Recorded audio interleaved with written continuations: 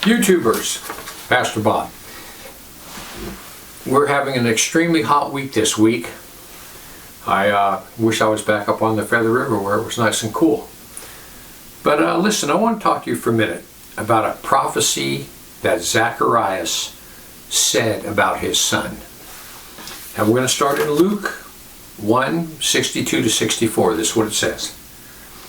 And they made a sign unto his father, what he would be called. In other words, Zacharias didn't believe the angel. The angel came to him and said, your wife Elizabeth's going to have a son. And he said, no way, Jose, that can't happen. We're both too old. So the angel struck him and he couldn't speak. So now it comes time, the child is born just like the angel said. So Zacharias can't talk, so he signals for, bring him a pencil and paper so he can write it down. And he said, his name is John. And they marveled all, and his mouth was open, and immediately his tongue was loose, and he spoke and praised God. Thou, child, shalt be called the prophet of the highest, for thou shalt go before the face of the Lord to prepare his ways, to give knowledge of salvation unto his people by the remission of their sins, through the tender mercies of our God, whereby the dayspring from on high was visited us, to give light to them that sit in darkness and the shadow of death, and to guide our feet unto the way of peace.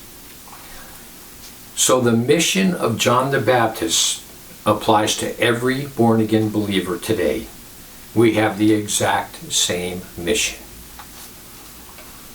The world today, right now, is a world where darkness is taking over. Just turn on the news. Listen, every single day when I see something, I say, Lord, it can't get any worse. And then it does. It keeps getting worse. Every time I say it can't get worse, something else happens. It's going to keep getting worse. It's never going to get better.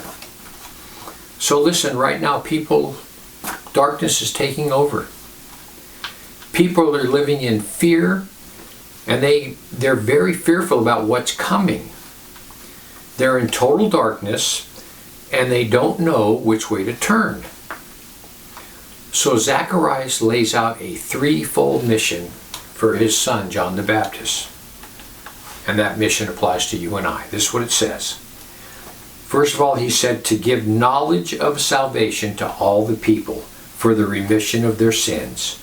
In other words, he's saying that our mission, first and foremost, is to point everyone to the cross, where they can receive remission for their sins.